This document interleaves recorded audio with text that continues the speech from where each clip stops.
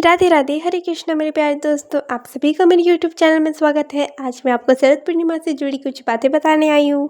दोस्तों, वीडियो को एंड तक ज़रूर देखना, क्योंकि क्या पता ये आपके कुछ काम आ जाए।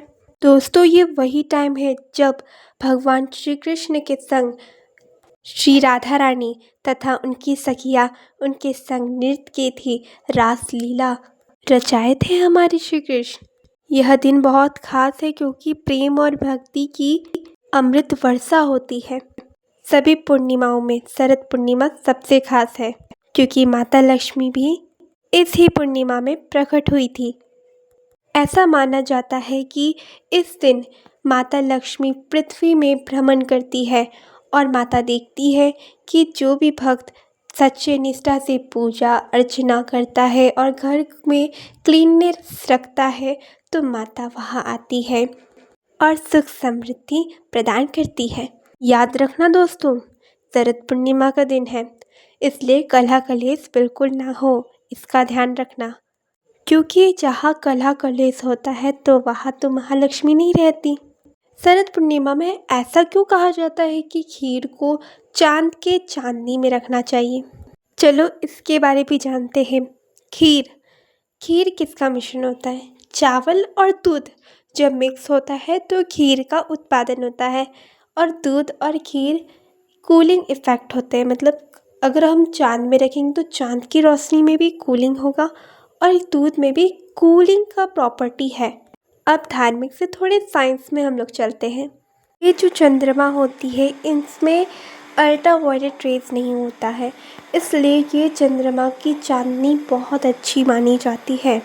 अगर आप इसके सामने, इस रोशनी के सामने बैठोगे तो आपका जो टेम्परेचर का बैलेंस है वो मेंटेन रहेगा। आपके बॉडी का इम्यून सिस्टम भी काफ़ी अच्छा रहेगा।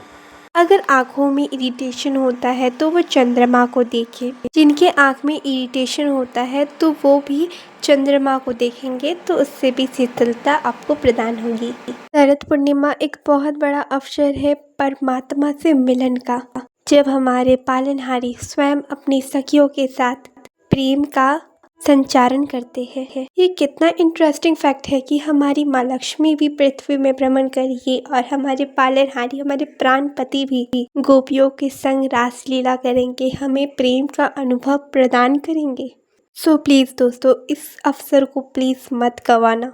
प्रेम से रहना और सभी को चंद्रमा की रोशनी के समक्ष जरूर लेके चलना। अब ये बात तो हो गई, अब हम करते हैं पूजा किस प्रकार करना है।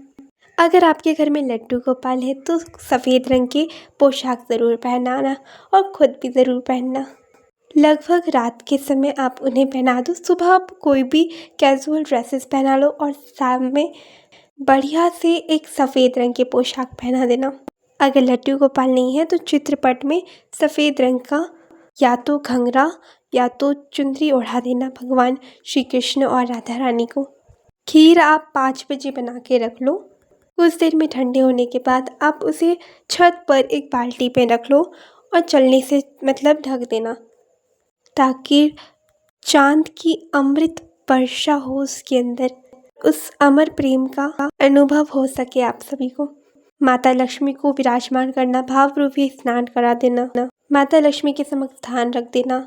बाकी आप अपने अनुसार मिष्ठान माता को पवा देना और सत्यनारायण भगवान की कथा भी अवश्य करना। माता लक्ष्मी अति प्रसन्न होगी और बड़े ही प्रेम से आरती कर लेना। ये तो मैंने पूजा के विषय में बताया। अब सबसे खास चीज़ के बारे तो जान लो। भगवान श्री कृष्ण को अति प्रिय है नृत्य।